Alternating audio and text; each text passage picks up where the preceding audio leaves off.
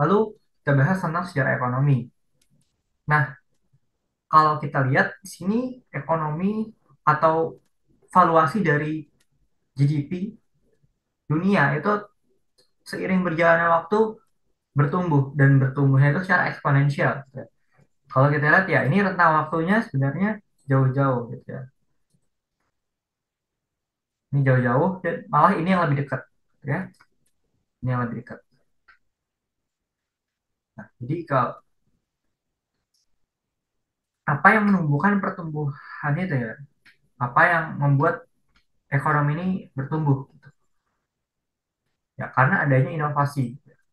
Innovation creates growth. Jadi inovasi teknologi-teknologi terbaru yang memudahkan kehidupan manusia yaitu menimbulkan pertumbuhan ekonomi. Ya karena manusianya lebih mudah untuk menggapai sumber daya alam untuk memperbaiki kondisi hidupnya. Gitu ya.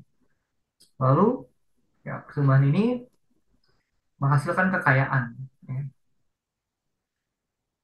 Nah, makin ekonomi bertumbuh, maka kekayaan itu makin tinggi lagi.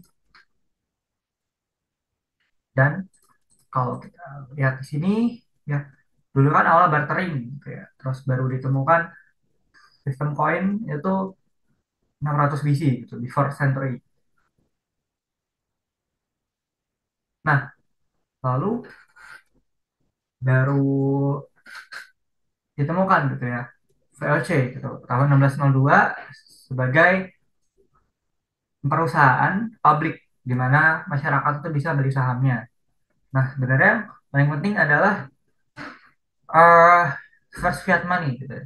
Jadi Bank Amsterdam di Belanda itu buat first fiat paper money gitu. Yang kemudian disusul sama dolar tahun 1792. Nah, yang menjadi event terbesar di sini ya itu adalah Marshall Plan. Nah, Marshall Plan ini kan merupakan proyek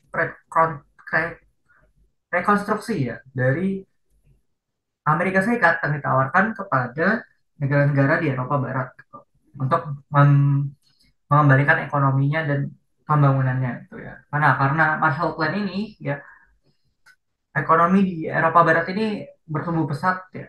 Industrinya juga cukup bertumbuh pesat sehingga bertumbuh pesatnya juga ekonomi dunia. Oke. Hmm. Lalu ada sektor-sektor dari ekonomi. Nah, di sini ada sektor produksi, yaitu sektor yang sifatnya ekstraktif ya, mengeruk sumber daya.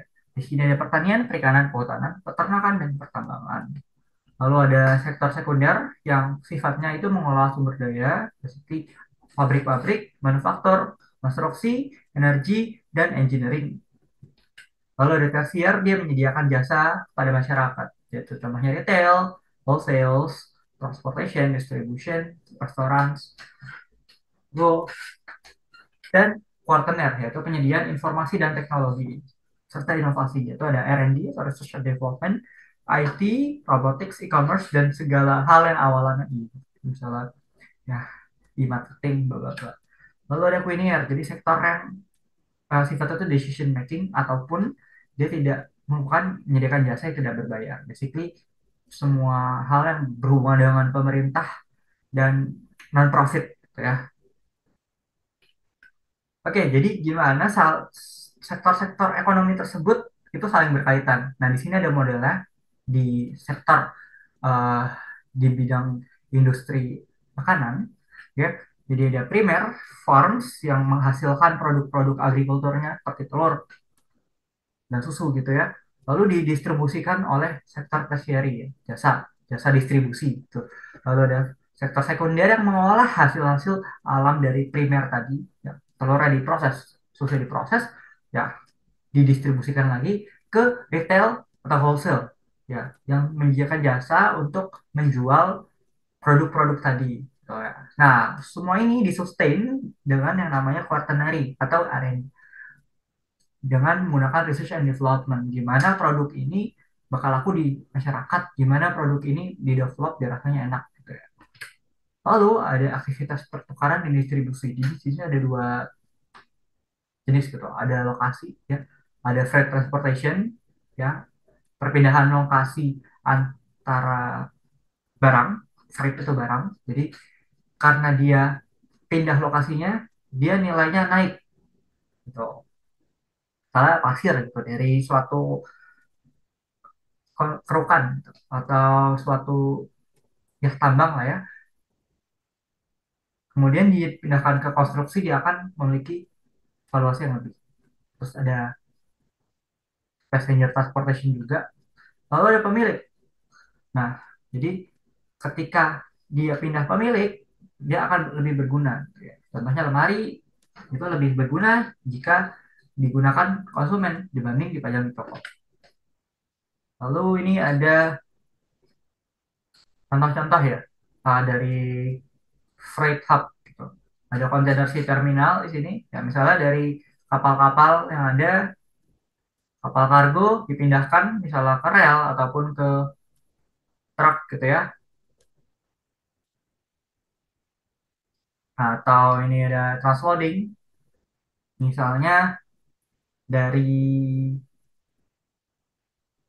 truk-truk yang besar itu dipindahkan ke truk-truk yang kecil gitu ya. Lalu ada cross docking, misalnya truk-truk tadi itu membawa barang-barang yang sama.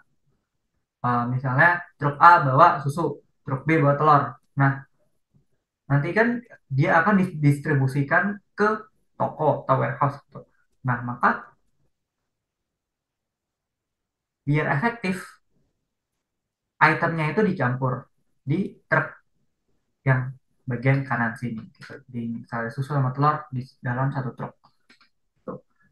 Kemudian warehousing. Jadi dari truk tadi ya mengantarkan barang-barang tersebut ke suatu gudang.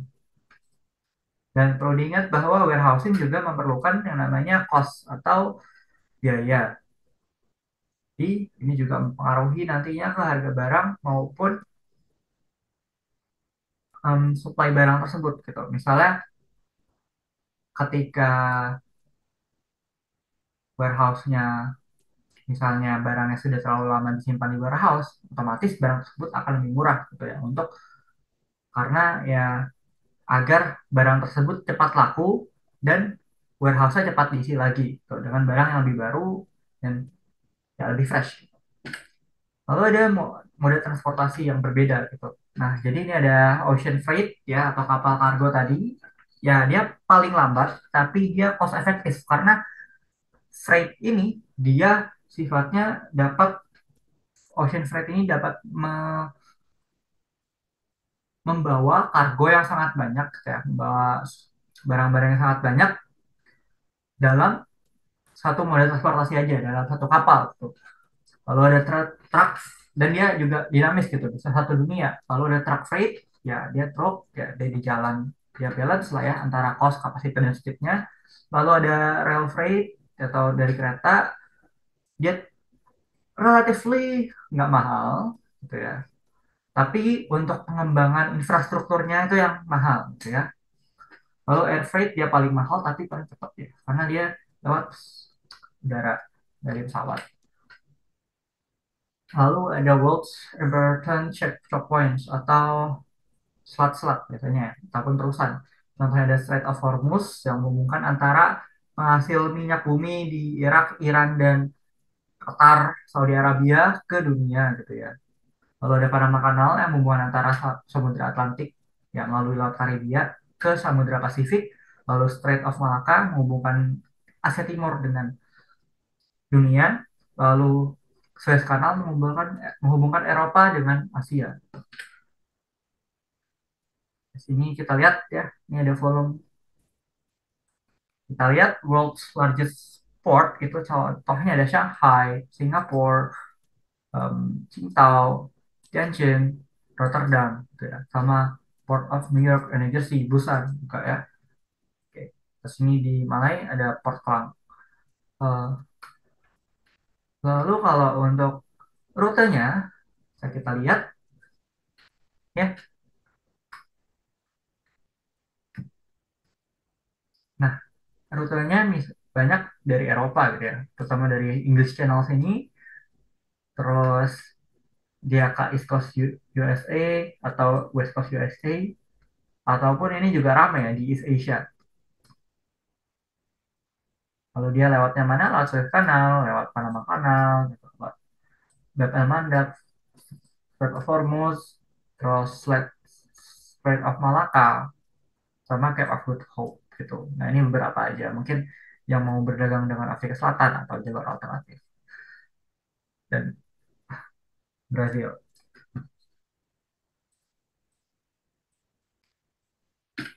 Oke, di sini ada Clark Fisher Model. Tadi kita udah belajar mengenai sektor ekonomi. Nah, di sini gimana sektor ekonomi ini proporsinya tuh berubah, ya. Proporsinya berubah seiring berjalannya waktu, seiring berjalannya pembangunan dari suatu negara. Jadi, ketika perindustrial, pasti yang primer atau agrikultur biasanya itu mendominasi. Lalu di industrial, bagian sekunderi ini atau manufaktur itu mendominasi. Lalu baru post industrial ketika perkembangan teknologi dan jasa, gitu ya. Tersier itu mendominasi dengan disusulnya rise of quaternary atau IT sector.